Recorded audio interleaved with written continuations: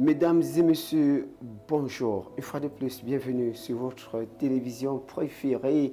Question de temps télévision, puisqu'il s'agit d'elle, une télévision à la gloire de l'Éternel. Nous sommes là pour servir Dieu et c'est pour son honneur. C'est un privilège encore aujourd'hui de recevoir un homme de Dieu. C'est le même, hein?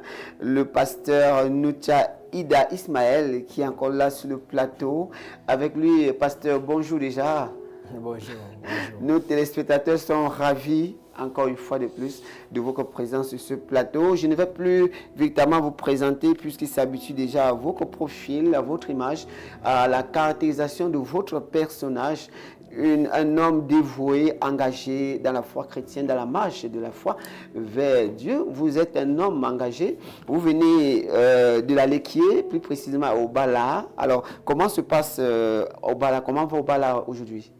Non, tout se passe bien par la grâce de Dieu. Et le Seigneur continue à se glorifier de ce côté-là. D'accord. Pasteur, sans plus tarder, nous allons parcourir la thématique de ce jour, puisque vous êtes déjà habitués, chers téléspectateurs. Vous pouvez certainement nous encourager en vous abonnant, en likant, en partageant sur toutes les plateformes, sur tous les réseaux sociaux, Facebook, Twitter, Instagram, YouTube. Pourquoi pas, si vous aimez le concept. Nous avons penser les premiers, hein? Parce qu'il fallait y penser. Ouais. Cette approche divine des élections présidentielles au Cameroun. C'est très important parce que tout Camerounais doit voter. D'accord. Même si tu es enfant de Dieu, tu dois passer par là. D'accord, cette émission est calme, hein, pasteur. Vous sentez un peu... Non, allons-y, c'est pas... D'accord, merci bien. La civilité, le devoir civique de tout Camerounais, que vous soyez enfant de Dieu ou pas, bien entendu. Vous l'avez dit tantôt, tout Camerounais doit voter, doit aller exercer son droit civique en octobre. Exactement, parce que, vous savez, aujourd'hui, il y a certaines personnes qui disent, j'ai suivi certains chrétiens dire, je ne suis pas Camerounais, oui. Je suis de Sion. De Sion, d'accord. Nous avons une famille terrestre. Et si nous sommes dans la nation le Cameroun, c'est parce que Dieu a permis que nous soyons là. Amen. Alors si Alléluia. Dieu a voulu que nous soyons Camerounais, devenons Camerounais pour Jésus. D'accord, amen. On a tendance à dire les chrétiens ont tout abandonné, hein? Les chrétiens ont tout abandonné. Bon, on fait de la mondanité. Ça, c'est l'ignorance dans beaucoup d'églises.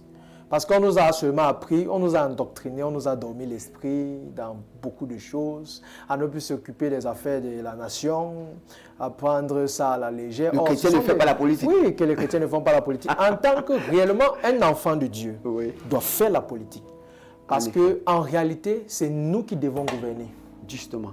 C'est nous qui devons gouverner. Mais au contraire, hélas, nous avons tout abandonné. Mais quand vous voyez un État comme une nation comme le Nigeria, Nigeria, oui. Mais les ministres vont à l'église, quand ils arrivent à l'entrée, le garde de corps, mais c'est le ministre qui devient le garde de corps. Parce qu'à l'église, il a pris pour responsabilité d'être serviteur huissier au protocole.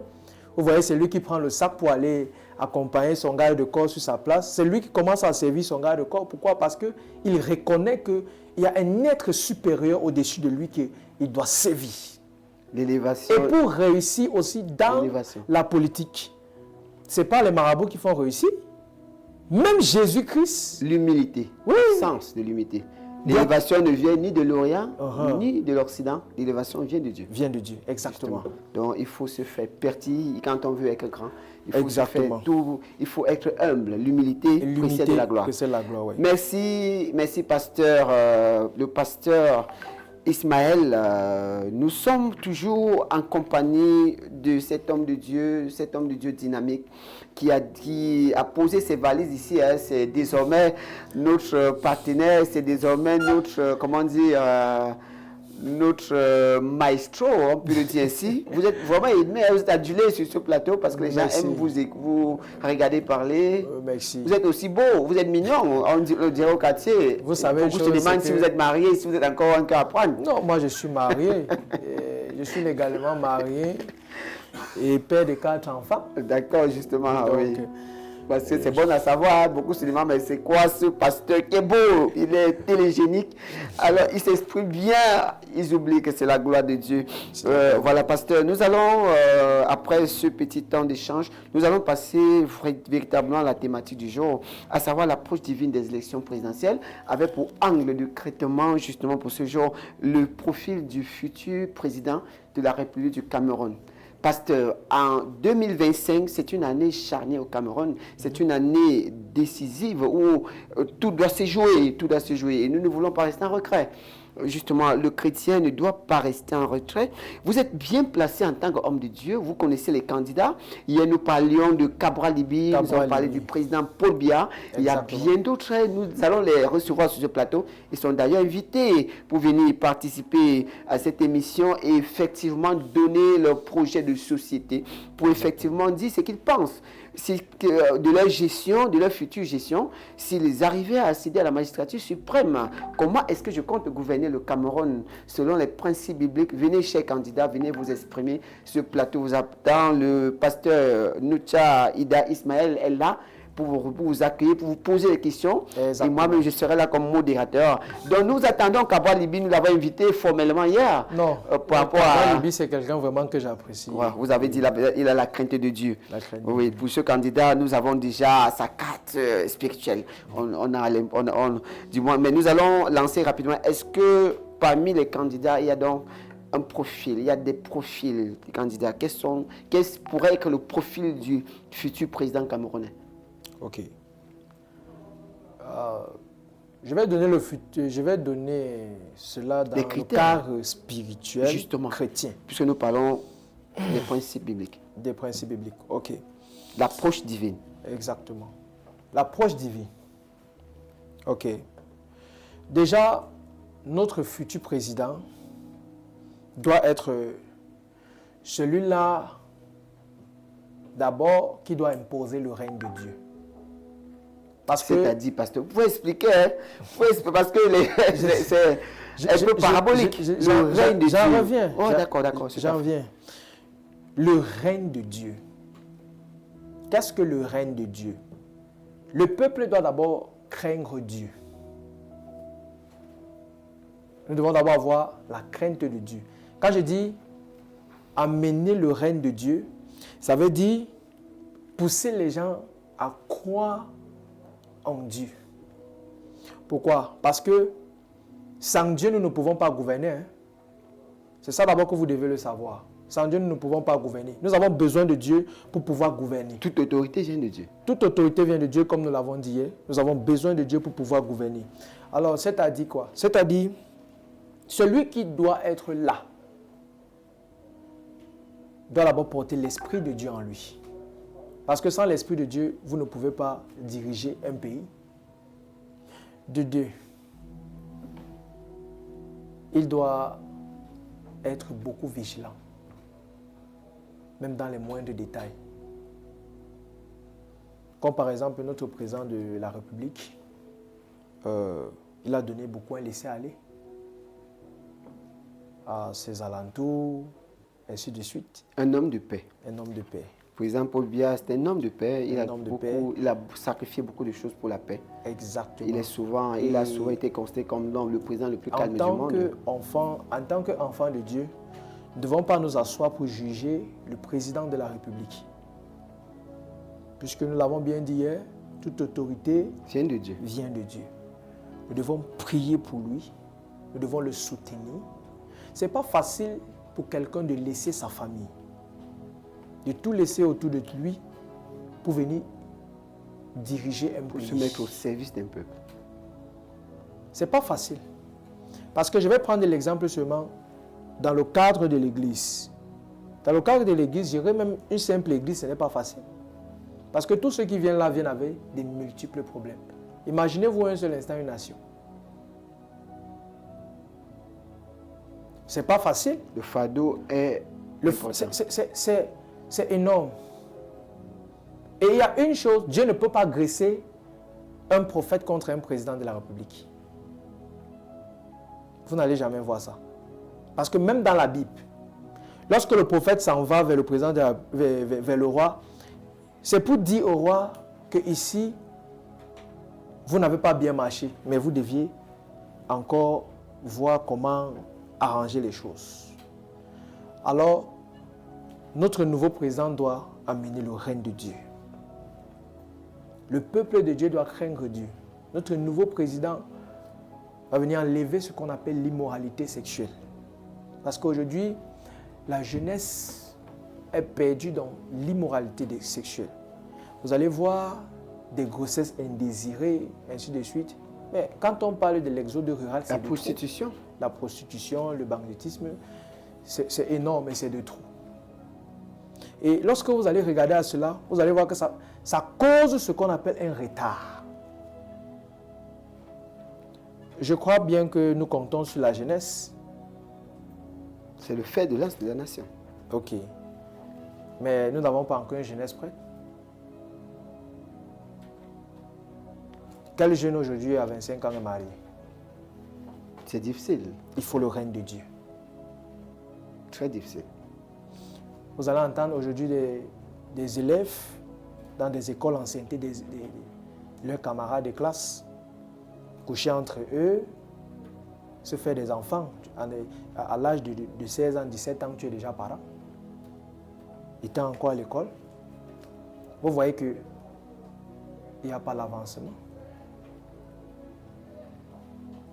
Ils doivent épouser les valeurs de Dieu. Ils doivent épouser les valeurs de Dieu. Ils doivent craindre Dieu. Donc, un nouveau président doit mener le règne de Dieu. Un homme de prière. Un homme discipliné. Qui prie, un homme qui est discipliné.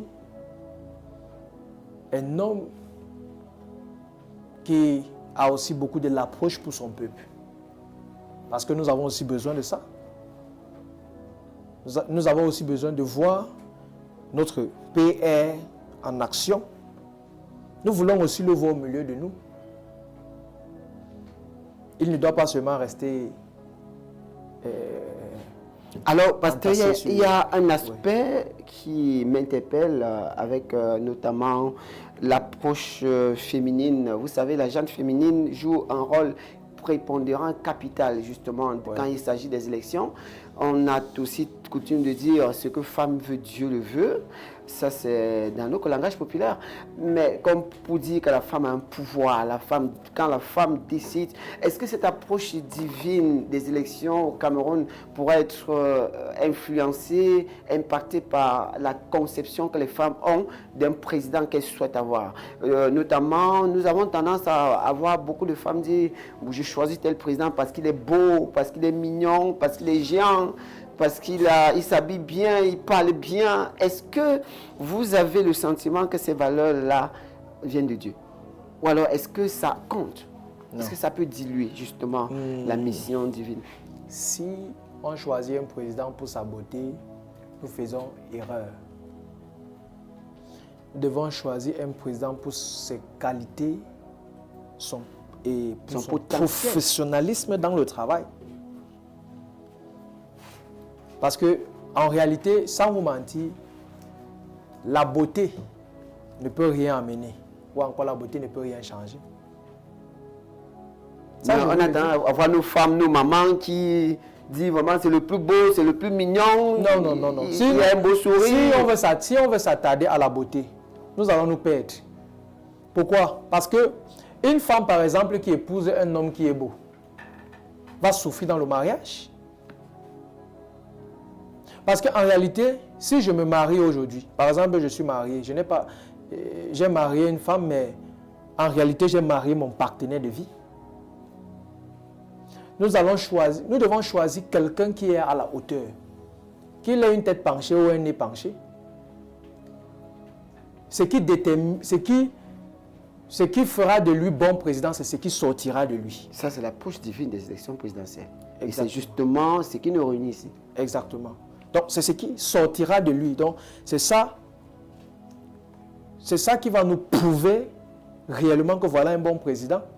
Ce n'est pas sa beauté, ce n'est pas son beau costume ou son beau gandora ou sa démarche et ainsi de suite. Nous allons nous perdre. Si nous mettons un président qui qui dit être beau, qui dit être élégant et tout ça, et qui n'a rien à la tête, c'est zéro. Mais j'aimerais vous poser une question, monsieur le journaliste. Dites-moi un peu, où est-ce que la beauté a déjà amené un mariage au succès, ou est-ce que la beauté d'un président a déjà amené un pays au succès? Dites-moi un peu. La beauté ne valent rien. C'est très problématique ça. Le physique, c'est zéro. C'est bon. Bon, vous m'avez posé des questions. Moi, je crois que j'ai le devoir quand même de rebondir. Si nous allons regarder les pays les plus puissants du monde, Oui. commençant par la Russie, les États-Unis, peut-être la Chine, est-ce que si nous posons la question à nos femmes, est-ce que ces présidents sont trop beaux à votre goût, à vos goûts? Parce que nous revoyons un peu comme l'excellence économique aussi, la réussite sociétale. Vladimir Poutine. Voilà, par exemple. Vladimir Poutine, c'est un bon président. Par exemple. Il dirige son pays, mais il n'est pas beau. Par exemple. Quand vous regardez aux États-Unis, Donald Trump, il n'est pas beau. Mais il a une belle femme. Justement. Pourquoi? Parce que sa femme a épousé plutôt sa vision. Dans la vie, tu dois épouser la vision. Même avec tes amis. Si tu constates que la relation d'une personne, si tu constates que tu as une relation ou encore l'amitié avec quelqu'un qui est basée peut-être sur l'argent, il faut te méfier. C'est très dangereux. Et on ne devient pas président pour être riche. Être président, c'est changer la face de la nation. Donner c'est-à-dire une nouvelle visibilité à la nation. Il faudrait que tu viennes ajouter quelque chose de nouveau. Donc, c'est-à-dire que le nouveau, s'il faille qu'un président remplace son Excellence Paul Biya, il faudrait qu'il ajoute quelque chose à la nation. Un plus. Oui, il faudrait qu'il ajoute un plus. Ce n'est pas pour venir s'enrichir, ce n'est pas pour venir faire de l'élégance là-bas. Non. Parce que, en réalité, actuellement, où nous sommes dans un pays, je ne vais pas cacher, les routes sont problématiques.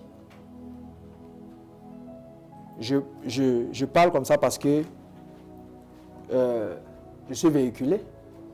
Même quand je viens ici à la chaîne télé, les routes sont problématiques.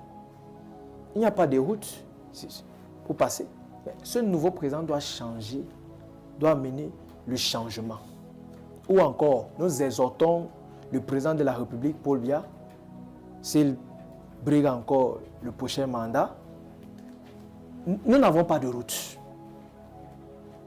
Les routes au pays sont gâtées, même quand tu passes. Parfois, tu arrives parfois à la maison comme ça, là, tu es fatigué même. Le travail même que tu sors faire, ce n'est pas ça qui t'a fatigué, mais c'est les routes qui t'ont fatigué.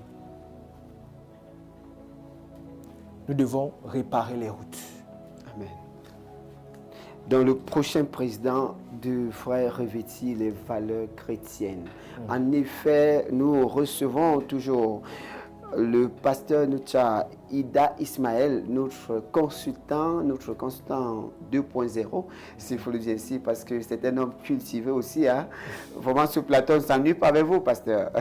Thank you so much. On ne s'ennuie pas avec vous, vous êtes dans la positivité. Vous prenez l'antenne à l'instant, vous êtes bien sûr. Question de temps TV, la thématique, l'approche divine des élections présidentielles au Cameroun. Le profil du futur président du Cameroun aux élections de 2025, en octobre 2025 plus précisément. Cela vous intéresse, vous êtes jeune, votre devoir civique vous interpelle aussi. Chaque Camerounais doit pouvoir entrer dans l'isoloir et mettre glisser un bulletin dans l'une au soir du 25 octobre. Bon, le 25 octobre, c'est en octobre 2025.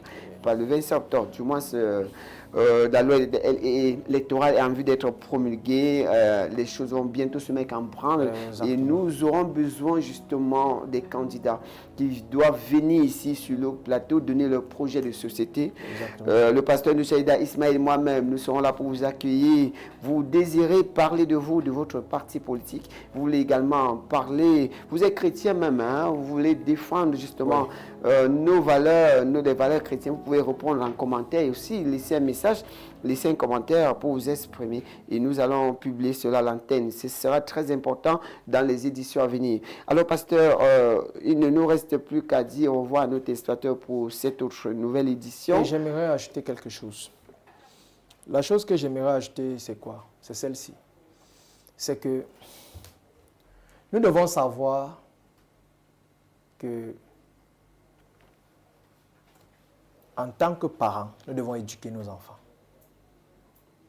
Parce qu'aujourd'hui, la pauvreté, quand la pauvreté touche une famille, ça pousse la mère à envoyer sa fille faire la prostitution pour gagner des petits sous, pour gagner de l'argent. Ça, ce n'est pas un pays, on ne peut pas avancer avec ça. Et c'est pourquoi au début, j'ai parlé du règne de Dieu. Nous devons avoir la crainte de Dieu, faire les choses selon Dieu. Alors, pasteur, ça c'est intéressant parce que ça nous donne effectivement, ça rappelle la thématique de demain ou bien de la prochaine édition, la problématique du pain sardine. Nous allons analyser cet aspect. Dans la Bible, le Christ a multiplié des pains et du poisson et cette symbolique a été justement représentée par notre vécu où nous devons distribuer du pain sardine à la veille de nos élections. Nous allons justement étudier cette question demain, la symbolique du pain sardine à la quête des électeurs, justement. Alors, qu'est-ce que cela va représenter? Dans le pasteur Ismaïda vous fera le plaisir d'analyser ce concept pour vous. Ne ratez donc pas, rester scotché. Ne ratez pas l'émission de demain matin. Ce sera du choc, ce sera chaud. Ne ratez pas surtout pas cette édition.